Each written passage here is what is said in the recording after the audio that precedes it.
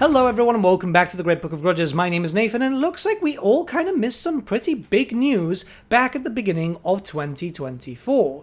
Yep, I know, back then we were all very busy during the remake of Shadows of Change and obviously then some more announced layoffs for Creative Assembly, so things started looking pretty bleak.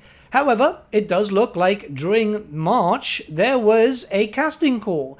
Now, this is from Talent Talks, which is a casting agency, but they also do stuff for games testing, more in the line of focus testing from what I've seen. And as you can see, there was Warhammer players required, interested in testing a new game for an international gaming company, research product, right? It's a paid thing. So, it's quite important to talk about because this looks like it is Total War Warhammer 40K. Now you might be saying, well, it's too early for testing, and yes, I agree with you, but focus testing is actually very different. It's there to see if people like it in terms of demographics and so on. And yeah, we've got a little bit of information here, which I think is quite important to talk about. So one thing to note is that, yes, a lot of game developers do focus testing. It's just been a lot less nowadays than what you could expect, especially with tons of garbage releasing, and yeah, there's been a lot of problems in the gaming industry this year and the year before that. Now you might be wondering, why am I claiming that this is SEGA and this is going to be for Total War Warhammer? Well, there's a few things to actually talk about. Well, first thing we need to talk about is that this is in London, Brentford. This is when this was hosted. And you know what else is there? Well, the HQ for SEGA Europe, an international company. Yeah, I know, it sounds a bit weird, but they've been there for quite some time now. The fact that this is also another Warhammer game makes me think, yes, this is going to be Total War Warhammer, because the other dev that they did have doing Warhammer stuff, that being Relic, has been sold off to a crypto bro company, meaning that, yeah, your dreams for Dawn of War remastered or anything might be squashed. We don't know how that's going to go for Relic in the future, but it's no longer under SEGA. The only other game that they would have for Warhammer at this very moment would be Total War Warhammer 40K, and that would be on the Creative Assembly, and that would require focus testing, purely because while it would still follow the Total War format, we've all heard those rumors, and that's why I'm just not going over those rumors again.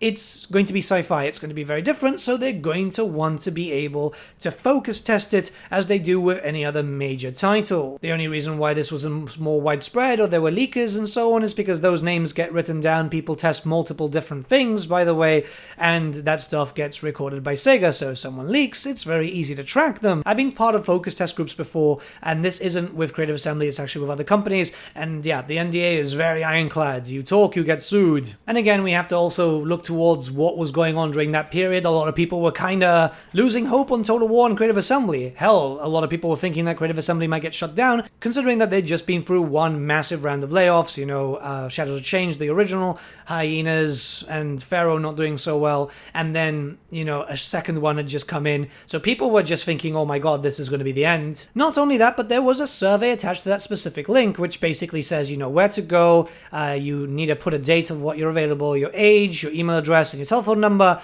and then the questions come in, which is literally, have you played any of the following games? And it's all Total War titles. I think, actually, all of them.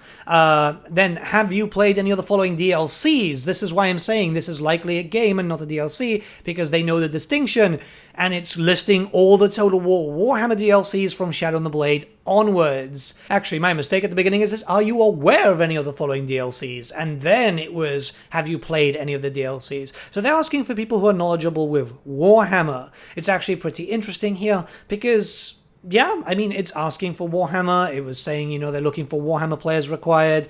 It's likely that they're looking towards the future. There were rumors a long time ago, by the way, when the Shadows of Change stuff happened and the drama started kicking up, that Creative Assembly and likely SEGA were pushing for it, looking to the end of Warhammer 3 to start pushing more attention towards Total War Warhammer 40K and a possible historical, likely Med 3. There were a lot of conflicting rumors regarding their historicals. Now you might be asking, why are they doing Total War Warhammer Fantasy stuff here when they really should be asking 40k fans? Well, it's rather simple. If they start asking on the nose with 40k, people will realize what's going on and they'll go, hang on a minute, why are they asking specifically for 40k fans?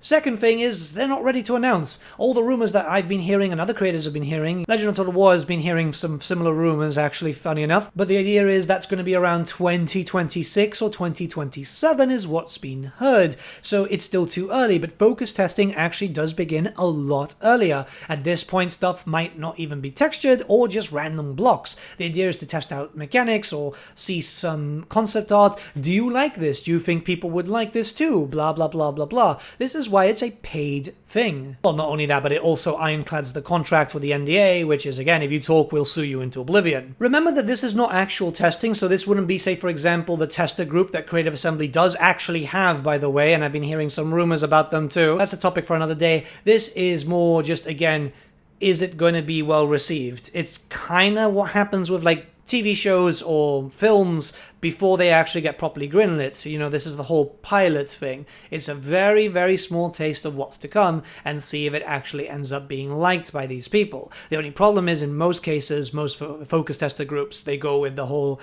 let's pick up random people from the street. At least SEGA here are being smart enough to go, let's get some Warhammer fans, because if they're into fantasy, they are either into 40k or know a decent amount of it. So yeah, it's a pretty decent hint that we all kind of missed out. There's quite a little bit of information here. Obviously, this is still very, very early days. I wouldn't imagine an announce for this title until mid to late next year, because they want to build it up in terms of marketing. You know, the usual CA stuff, where they announce something, they throw out a bunch of stuff, and then go radio silent for about 8 months, because, yeah, remember the whole thing with Warhammer 40K? Oh yeah, you'll know the pre-order race soon. 4 months later, maybe 6, I think. Oh yeah, it's Ogre Kingdoms. Like, yeah, we all kind of knew at this point. Now, this could end up being something else, but I very much doubt that CA are working on anything else, and I don't think that SEGA are working on anything with regards to Warhammer after selling Relic, just with Total War at the moment. There were rumors back in the day, we do have to mention that. There were rumors that Creative Assembly were working on an RPG game set in the Warhammer Fantasy setting, but I think that's pretty much dead and buried. Mostly because 2 rounds of layoffs, and we do know that some titles that were not related to Total War were cancelled. I trusted those rumors, they came from pretty good sources in my opinion, but the problem is that now that they've announced Alien Isolation, I very much doubt that they've got something else coming up. Either way, I feel very strongly about this. I think that this is going to be landing on Total War Warhammer 40k, because the rumors are getting louder, everyone's starting to talk about it a little bit more. It's just feeling like it's getting closer, and now they're pushing a lot of people. My theory is, and this is a very big theory, is that we're starting to see a lot more CA Sophia moving into Warhammer 3.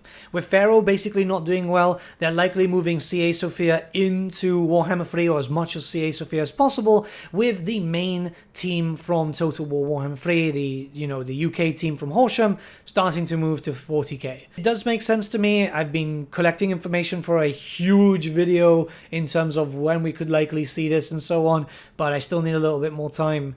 You'll see it soon enough, don't worry. But yeah, let me know what you guys think about this in the comments below. Let's have a bit of a discussion. And to the people in the comment section likely going, well, Total War Warhammer 40k is not going to work. Guys, I get it. You fought the same way with Warhammer Fantasy, and it worked, right? Just give it time. Remember that we know that they're working on a new engine. Just chill, please, because it's the same comment all the time. But yeah, have a great day, and I'll see you all again very, very soon.